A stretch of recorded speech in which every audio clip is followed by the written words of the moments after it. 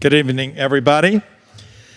I want to welcome y'all to the Parker Talks. It's a lecture series that's hosted by Georgia Southern's Parker College of Business. I had a little trouble saying that earlier, and Alan said, just say it, Greg. You can just say it, Parker College of Business. Seems a little wonky to me. I'm thrilled to introduce our speaker tonight for this evening. He's my great friend, Andy Prozes, who's a former CEO of LexisNexis. He served as the CEO of the company and on the board of directors of the parent company, Reed Elsevier, which has a $45 billion market cap rate. During the time, LexisNexis grew from a $1.7 billion in revenue to over $4 billion in revenue. Nice job, Andy. LexisNexis employed approximately 17,000 people in 2 business units. Today, Andy serves on the board of Scripstar, TransUnion, Neoway, Fizzy, Payphone, NanoPay, MintChip, and Synaptive. He served on the board of TransUnion when they took it public. Andy was born in Germany to Estonian parents who were fleeing Russian occupation. He grew up in the Niagara Peninsula of Canada in a very rural area. As a matter of fact, he grew up in a house that did not have indoor plumbing. He graduated from the first Canadian computer science program with a Bachelor in Mathematics in Computer Science from the University of Waterloo, and subsequently received his MBA from New York University. Andy is the past chairman of the Information Industry Association and has served on the boards of Information Technology Association of Canada and the Canadian Newspaper Association and the National Executive Service Corp. Andy was an executive board member on the Central European and Eurasian Law Initiative, CEELI, for the American Bar Association, and a board and executive committee member on the Atlantic Council of the United States, and the director of the Bruce Museum of Arts and Technology in Greenwich, Connecticut. He serves on the board of the Freedom House also. He lives in Connecticut and in Florida.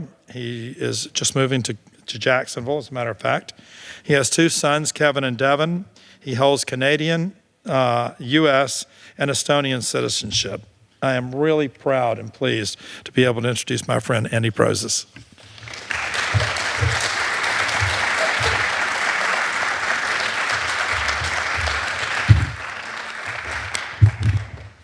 Well, good evening, everybody. The problem with Google is that you can actually go out and, get all this stuff. I think most of it was true, although I'm not sure it was all true. Anyways, it's an absolute delight to be here, and a wonderful pleasure and honor to be here. I kind of look out at some of the young people here who look like they're very smart people and got some very good questions, and the future Greg Parkers of the world. As Greg mentioned, he and I have been friends for something like 20 years, and he's helped me in a personal way, and he's also helped me in a business way, so I greatly appreciate the friendship and the guidance and so on that he has given me, particularly over the past 12 months. I might... He's on the board of Parkers, too.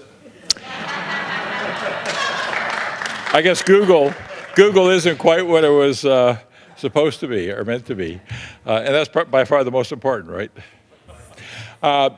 Greg, as Greg mentioned, I was born in Germany to Estonian parents, so my heritage is Estonian. And if you're wondering where Estonia is, you can pick up your iPhones and do a Google on Estonia.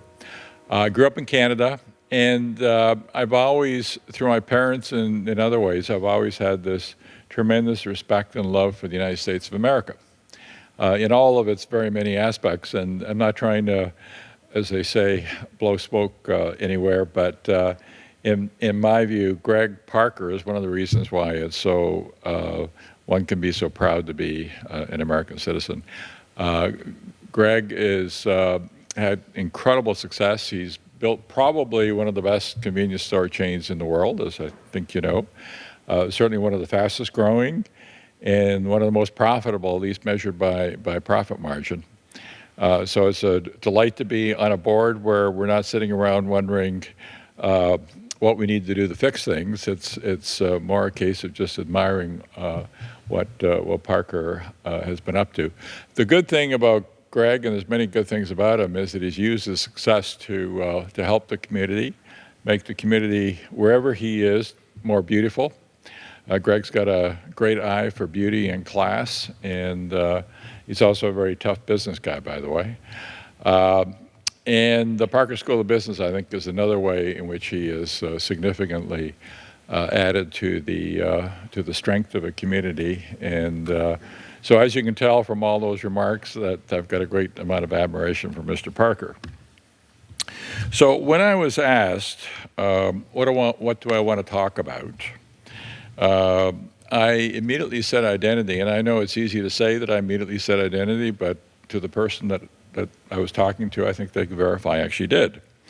I am in the identity business, and as you're going to find out from my remarks, I'm very active in identity, and I'm involved in identity in one way or another every single day. By the way, as is Greg, because Parker's has a loyalty program, and if you want to make sure that the loyalty card actually belongs to the person who's holding that card, that involves verifying that person's identity, whether you do it discreetly or whether you do it behind the scenes. There is a requirement or a need to verify those kind of cards. So my talk today is going to be all about how identity has been in the past, where it's come from, how it's used today, and where the future of identity is going, and what's changing, and why it's so very, very important. And I'm going to be talking about all the different kind of ways in which we now find ourselves having to identify ourselves and how that is changing and evolving. So let's start with my identity. My real name actually is Andreas Prozes. I don't admit that to a lot of people, but I'll share it with you. And of course, I'm known as Andrew Prozes, and that's what's on my passport and driver's license and so on. By the way, Andreas means manly or masculine, and Greg means watchful and alert. So somehow I kind of got the feeling that we got switched around here, because Greg's one of the more manly people that I know. So until the 1100s, all I really needed was to be known as Andreas. But starting in about the 1100s, there were too many Andrews and too many Andreases in the world. And so the first name no longer was sufficient to identify who you were. So in order to identify who you were, starting around 1100, people began to add descriptors. So they began to add son of, or from, or on the hill, and that's why we have Wilson and Anderson and Merrill, and on and on and on and on. And if you look at those names, you're going to find out that they were the descriptors added to the first name. And so then by the 1600s, virtually everybody had a permanent surname. Now, mind you, the royalty and the nobility had many names, 20 names, but for most of us, we had a first name, we had a surname. By the way, Prozes means serf or ambrosia, and I kind of go with ambrosia. And Parker means keeper of the park, which might explain, it's pretty obvious when you think about it, might explain his love for the nature and the outdoors. So by the 1600s, the descriptors had become our surnames. So the Wilson and the Anderson and so on. And everybody had one, and that was sufficient to identify who you were. So let's jump ahead now maybe 200 or 300 years to the 1900s, because everything was fine until about the 1960s. By the way, even today, I'm okay, because there is only one Andrew Prozes and there's only one Andreas Prozes in the whole world. But there's a lot of Greg Parkers in the world, let alone Jim Smiths. So eventually something had to be done in order to identify who you were. So early in the last century, countries began to assign numerical numbers to people. In the United States in 1935, I think on the date of November the 1st, 1935, everybody in the United States was assigned a Social Security number, and everybody today has a Social Security number. And that probably served us okay until starting in about the 1960s, and it really got to be problematic in the 1990s and certainly today for all the reasons that you know, which I'm going to be talking about. And the real problem started in the 2000s when we began to use iPhones and tablets and computers to pay our bills, to deposit checks, to buy airline tickets, and to make doctor appointments and all the other things that we do today on our iPhones and our computers. And the question was, how do you identify yourself to Microsoft if you've got an Office subscription, or how do you identify yourself to Amazon, or how do you identify yourself to anybody on your computer?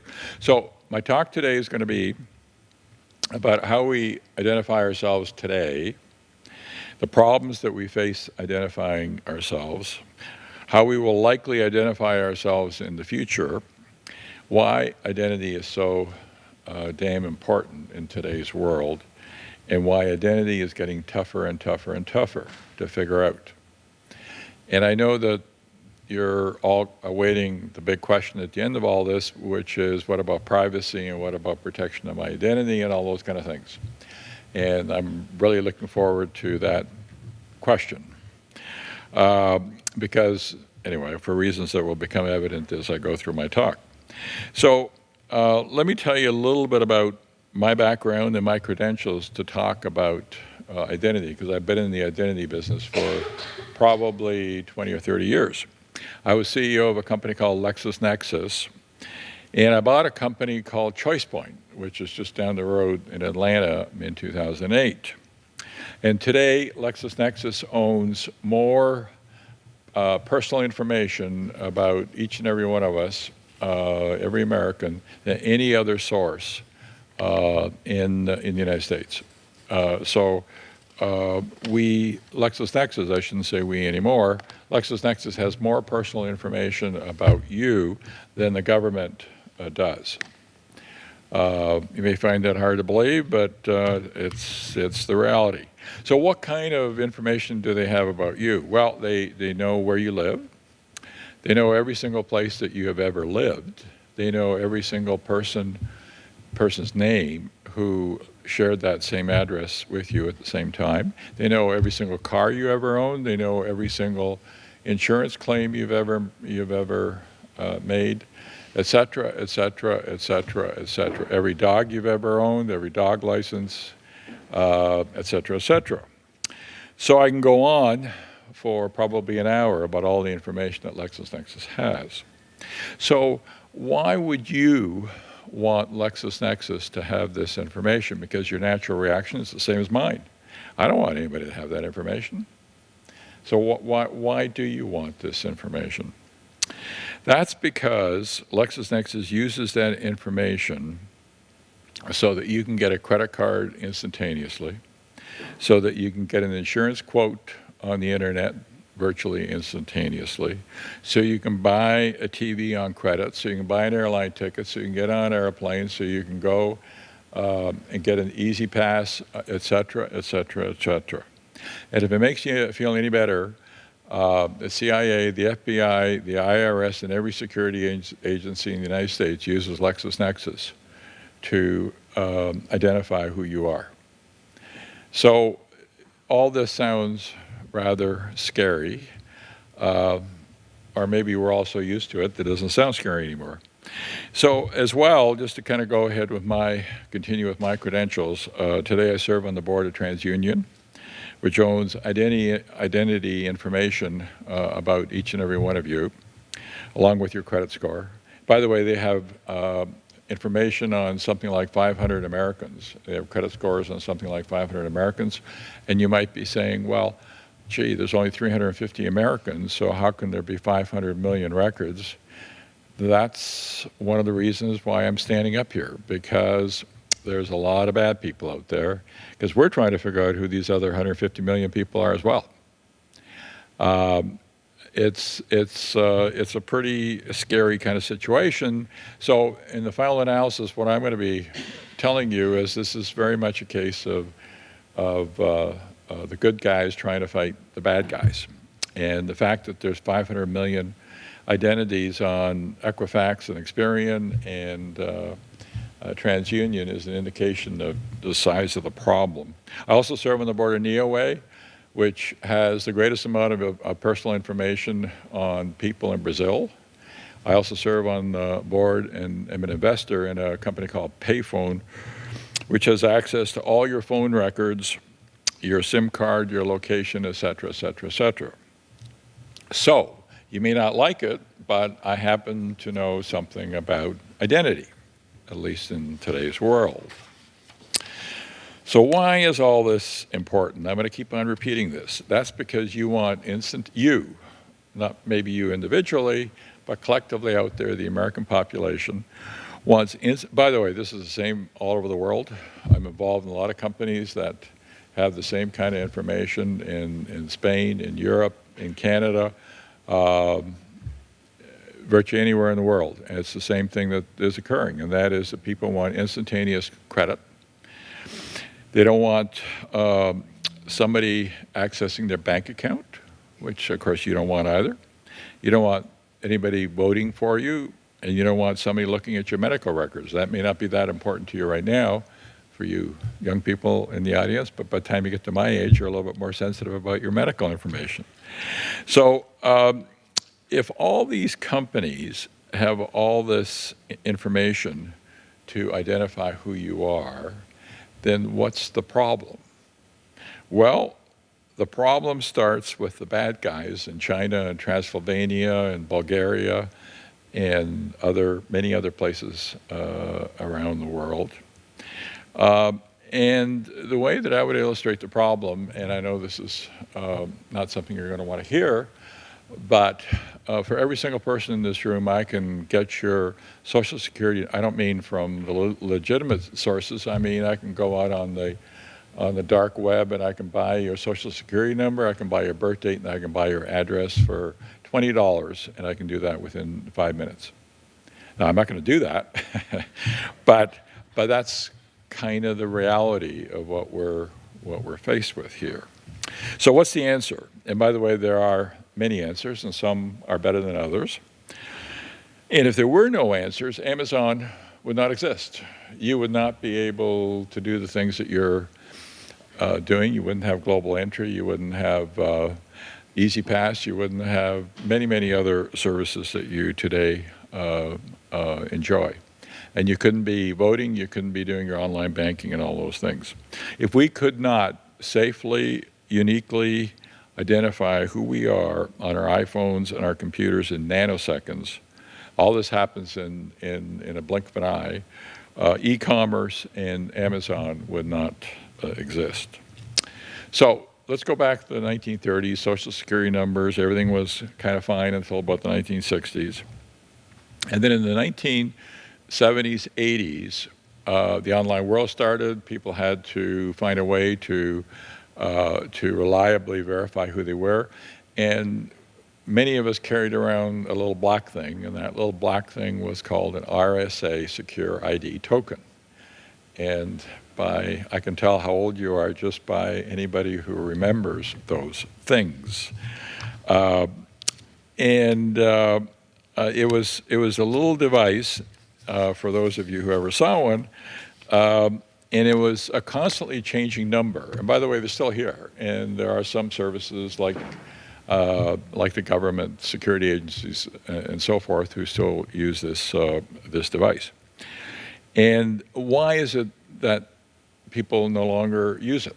Why is it that it got discontinued? And you're going to hear the reasons are why the RSA token is no longer used, except in very rare situations, are reasons that you're going to hear me repeat over and over again. It's called friction and convenience. We all want, in today's world, convenience with no friction. Nobody wants to carry around a little black thing that they leave in their car or forget somewhere. And it worked for a while, but it's not the way that we all today as consumers want to do our online transactions. It's a real pain in the rear end. So, names and social security numbers are by themselves not sufficient identities in the online world, and security tokens are not a real pain. So today we see facial recognition on our iPhones when we hold up the iPhone and it identifies who you are. There's thumbprints, think of Global Entry and Clear. But mostly it's user IDs, passwords, and codes that are sent to your smartphones. And behind the scenes, which you may know, there are things called device IDs. I'll talk a little bit about what these are. And telecom identifiers, which you may have heard about, but I'll elaborate as to what they are. Because they do allow you to use your iPhones and so on fairly reliably with reasonable certainty that you're going to get properly identified. So I'm going to talk about those kind of identifiers and those kind of identities. And I'm also going to talk a little bit about the future and what we can expect to see in the way of identifiers, how you get identified in the future, and why it's increasingly important for you to be identified quickly, readily, and accurately going forward. So I'm going to repeat for the third time, and I promise to only do it 4 times, but why you want instant identity. And I've been in the business long enough that virtually every market research confirms this. You want to buy a car immediately.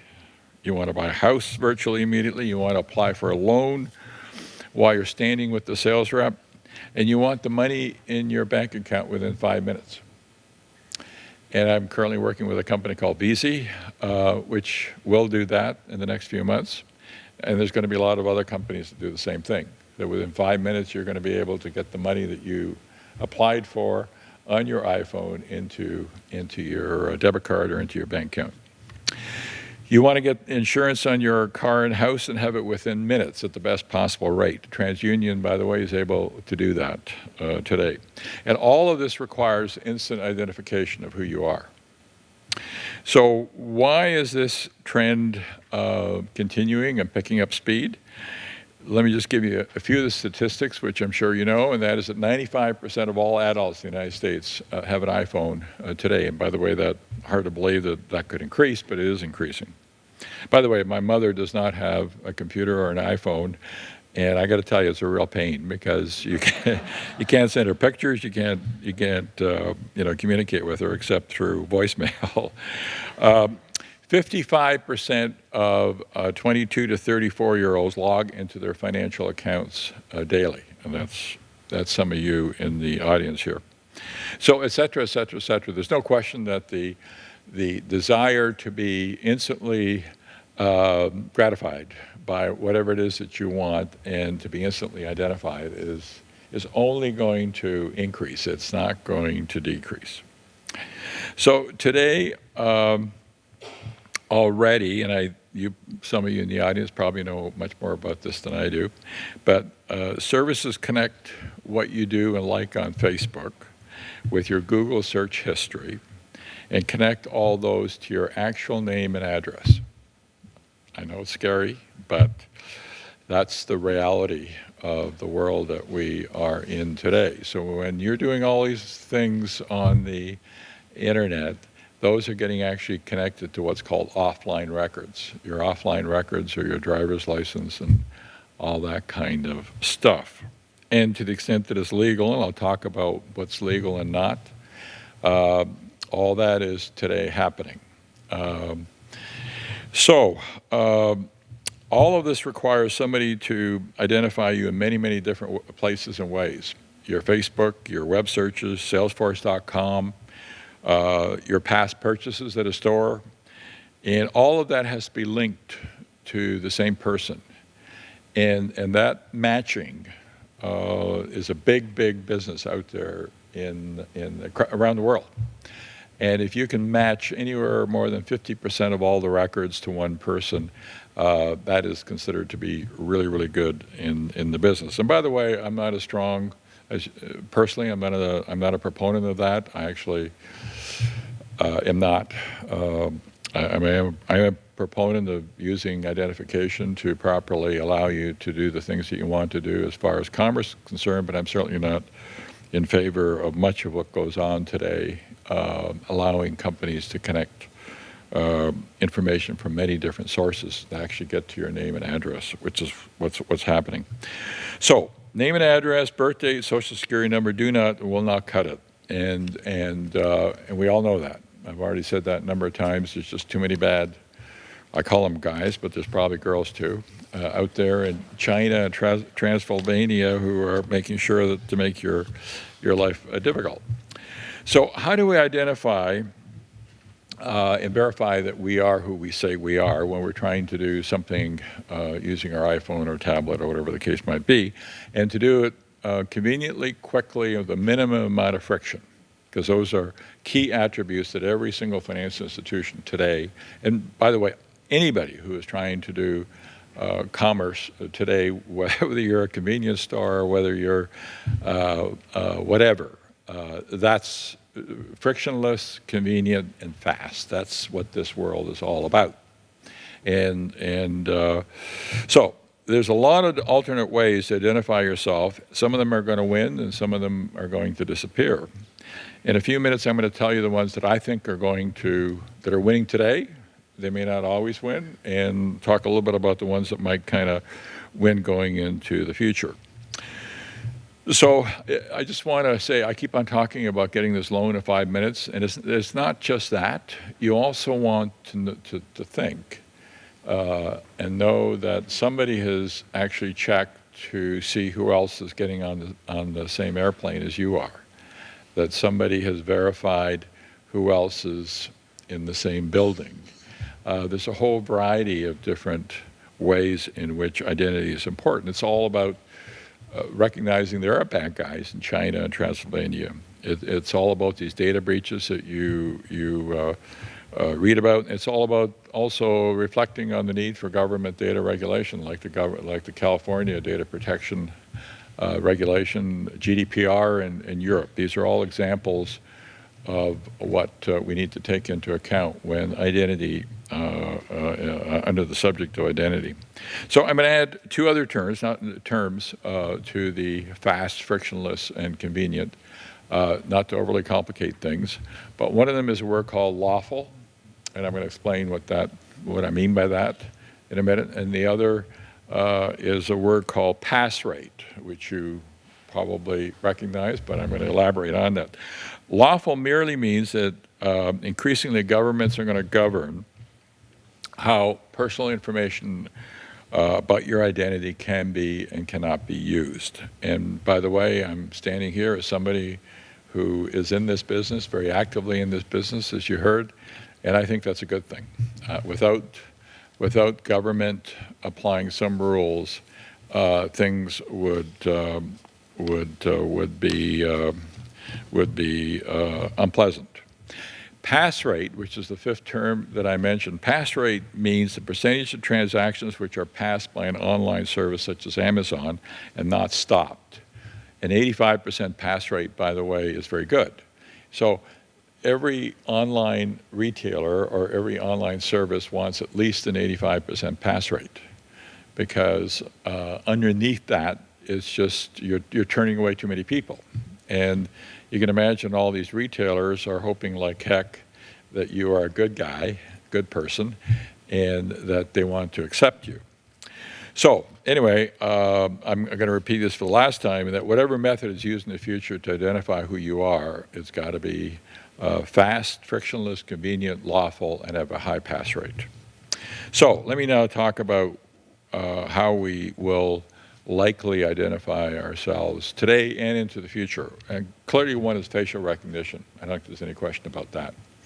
It's already used by Apple. And by the way, there are many companies today who are amassing and collecting the faces of every single person on the face of this earth, okay? And I had a chance to invest in one, and I chose not to. It can be used in such a way that you can walk into a room and it will identify who you are. And if you're wondering, well, where does all this information come from? Well, it comes from social media, from Facebook, from passport records where they're available, driver licenses, and so forth. And if you think that this isn't that's pretty hard, I'm sure you've done this, but do a search on your name in Google Images with your city, where you live. Do a search. Almost guaranteed that you will get a picture of yourself coming up. And so there are companies all over the world who are collecting this information into a huge database. Today, by the way, in Starbucks, most of the Starbucks have this capability that within 30 feet of, by the way, there's thousands of Greg Parkers, in case you're looking. Of course, yeah. There's none of Andrew Prose's, but there's lots of Greg Parkers. So anyway, just saying that in Starbucks, when you're within 30 feet of a Starbucks, they have the capability. In some cases, they use it. In some countries, they do. In some places, they employ this. They can see who you are if you're in the loyalty program, and they will identify you, can see all your orders, and they will be able to say, hi, Andy, when you walk up to the counter. Now, I'm not saying they do it everywhere, but they've got the capability to do so. So the second way of identifying yourself is something that you may have heard about, may not know a lot about. It's called device ID. Every device that you use today has its own set of characteristics. It's a combination of the hardware that's on your device and the software that's on your device. And almost every device is different than any other device. And that's called fingerprint, device fingerprint. And device ID is used to determine, one of the ways it's used to determine whether your computer or your iPhone is actually yours. And there's two big companies who do this, ThreatMetrix, which, by the way, is owned by LexisNexis, and Iovation, which, by the way, is owned by TransUnion. Those are the two big companies who have billions and billions and billions of device IDs stored in their databases. So the third way is one that's emerging, and that is that when you put your fingerprints onto an iPhone, it actually can measure your bone density and your muscular characteristics. I know this sounds something, but anyway, it can do that, and increasingly you're going to see it isn't just a fingerprint. They're going to take really a snapshot of your physical characteristics, and they're going to use that to verify that it's actually you. And you may say, well, I don't want that. Well, we'll go back to getting that loan in 5 minutes, and that's what kind of the balance is in this whole thing. The fourth method, and it might surprise you a little bit, but it's your iPhone. Your iPhone tracks you. It records where you've been, where you are, your payment history on your phone, how long you've owned it, your SIM card, your IP address, your device ID. It is a remarkable identity tool. And a company whose board I'm on, Payphone, can ascertain whether it's actually you with 86% accuracy. And if they couldn't do that, then you wouldn't be able to do all the things that you do on your iPhone. That's just the reality of the situation. And by the way, virtually every financial institution of any size in the United States uses Payphone. So it is prevalent across the entire industry. So those are 4 ways in which identity is going to be employed or be measured and be used in the future. And probably there's going to be some other identity methods that are going to be emerging, and we'll see what they are. And perhaps some of the ones that I mentioned are going to disappear, and new ones are going to emerge. So I'm going to repeat for the last time why you collectively, not individually, want to be quickly identified, because you want instant credit approval. You want to pay your bills from anywhere you are. You want to buy airline tickets anywhere you are. You want to have your boarding pass on your iPhone. And you want to make sure that the person whose picture you see in Match.com is actually that person, okay? Which, by the way, is hear is rarely the case. I haven't used it, but here it is. I got that from my fiancée, who I'm marrying in 2 weeks, so I believe her. So identity is a very, very exciting field.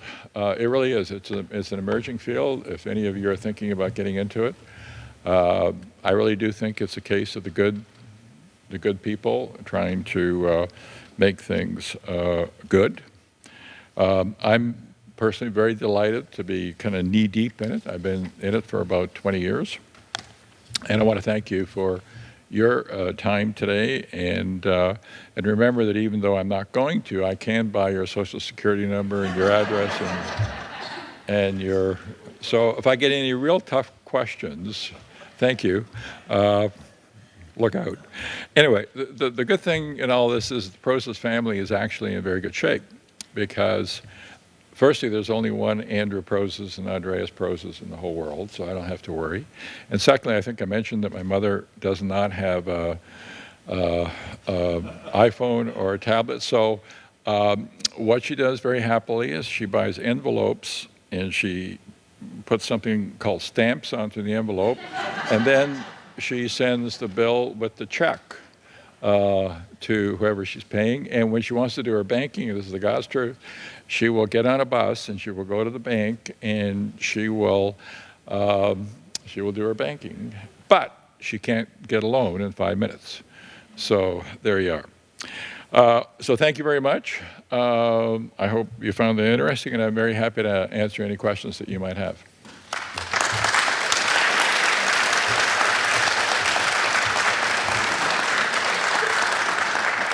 Yes, the good-looking gentleman in the third row. Andy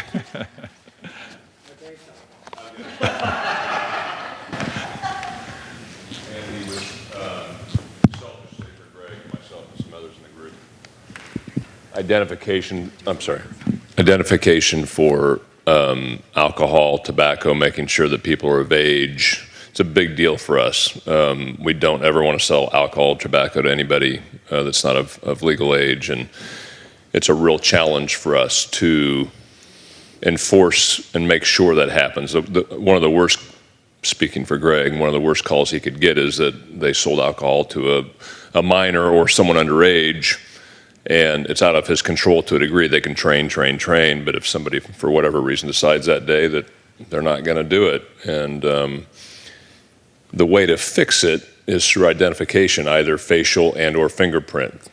And through the government. If the government says, if you want to buy alcohol or tobacco, you have to use a fingerprint or something to do that. And it literally fixes immediately this issue.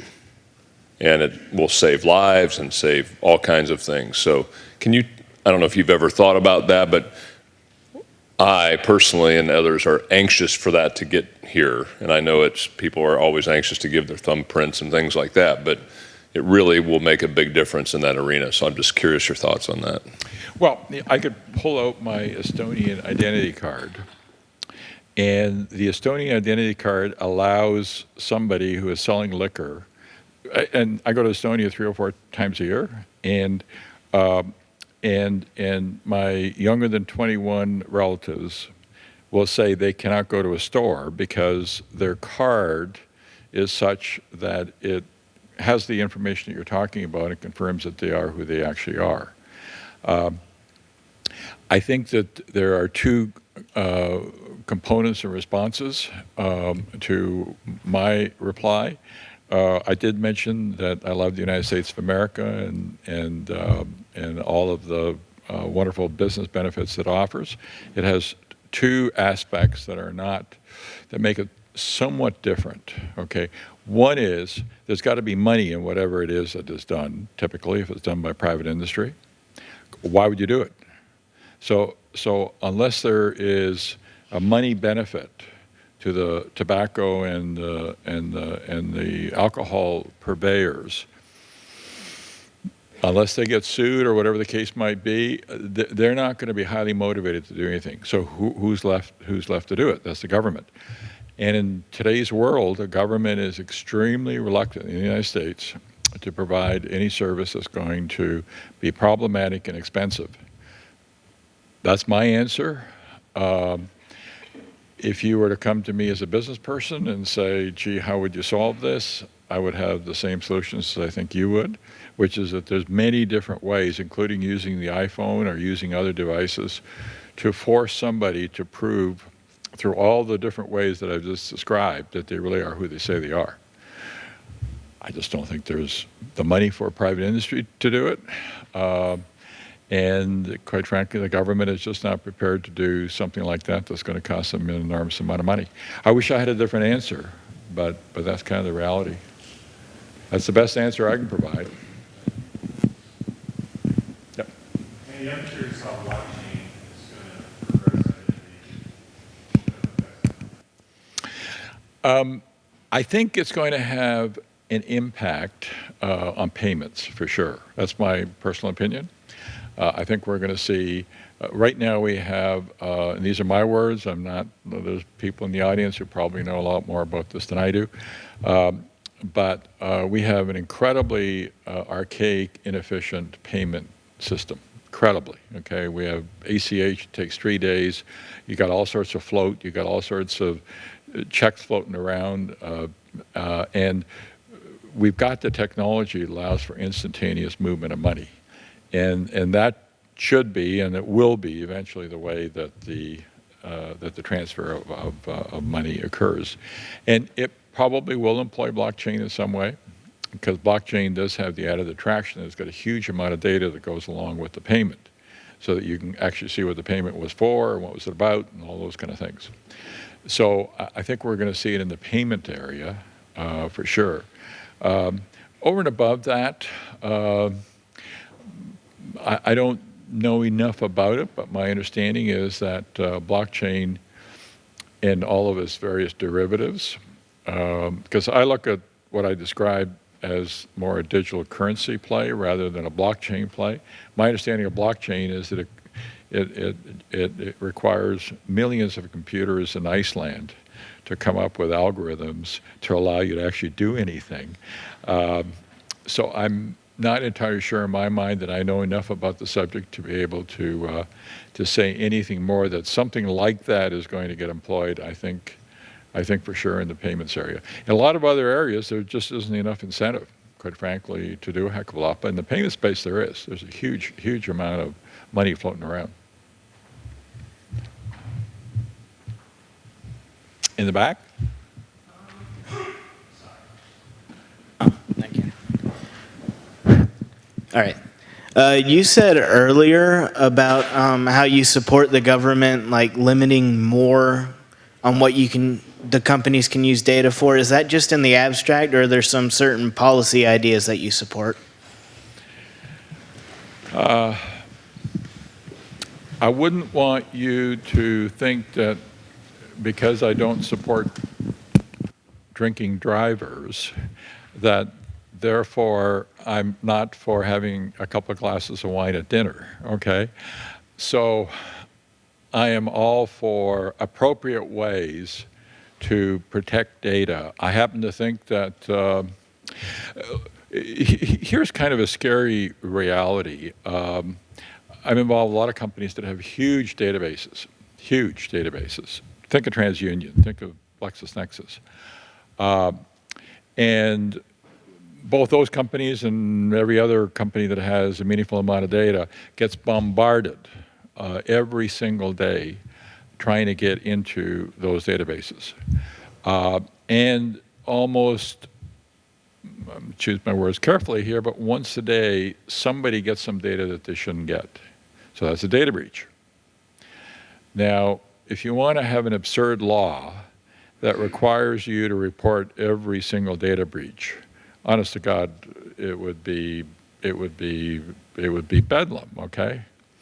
And so I am all for sensible, reasonable laws that protect your data and govern how that data can be used. I happen to think, by the way, there aren't a lot of people in my business who agree with the data regulations in California. I happen to.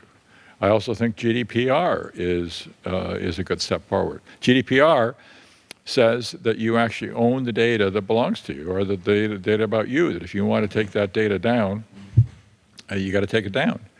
And I'm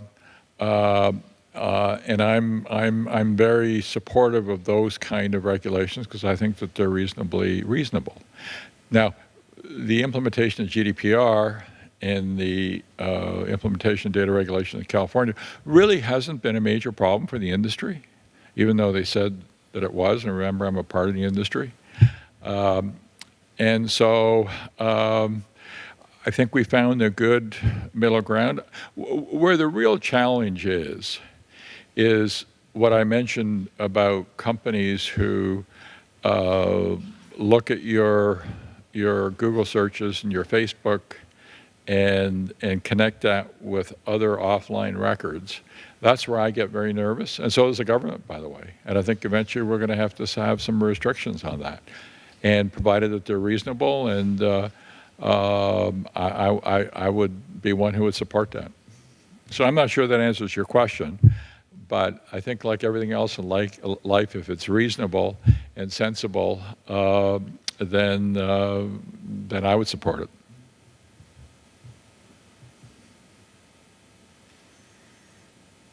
Anything else? No, there we go.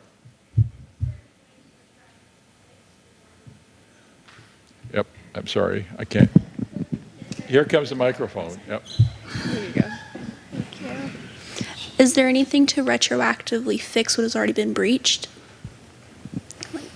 I'm sorry, I'm going to have to ask you to repeat it one more time. You're fine. Is there any way to retroactively fix what has been breached? No. Nope. No, So if because it's out there, it's out there.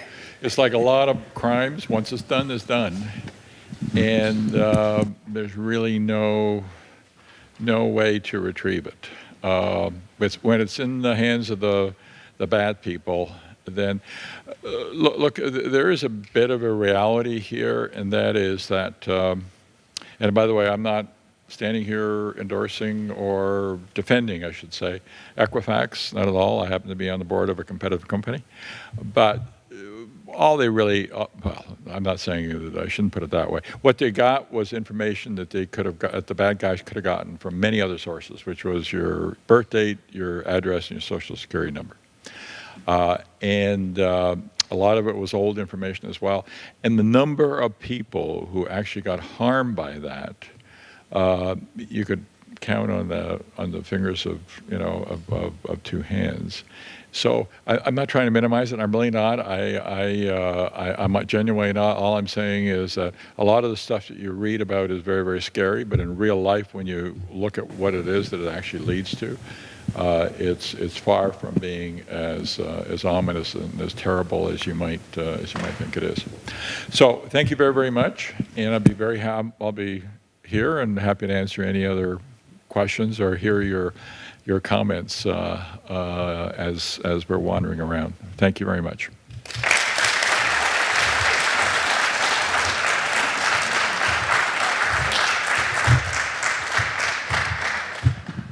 Greetings. I am Alan Amoson, son of Amos. And I am the dean of the Parker College of Business. Now, I tell you that because that is, in many ways, my identity, right? I introduce myself all over the place, as the dean of the Parker College, and I'm very proud of that because I'm very proud to of course, have the job that I have and be connected to the fine faculty and students, but also to the Parker companies and to Greg Parker, who I'm equally impressed with. And I just want to thank you all for coming. I'm going to give Mr. Prose as a gift here in just a moment, but I wanted to thank you all for coming. I wanted to thank you for your talk, because identity is in some way a shorthand for who you are. You tell people and suddenly they think they know you. You're more than your social security number. You're more than your picture. When they get that, they think they know who you are, right? So what we're trying to do here, and the reason we have events like this, and the reason we're happy to see you all here, and the reason we're happy to see you here today, Andy, is because we want the name Parker to symbolize the identity of business education. We want to push the boundary. We want to be the business school that other schools will want to be in the future. We just have to create that identity around the name.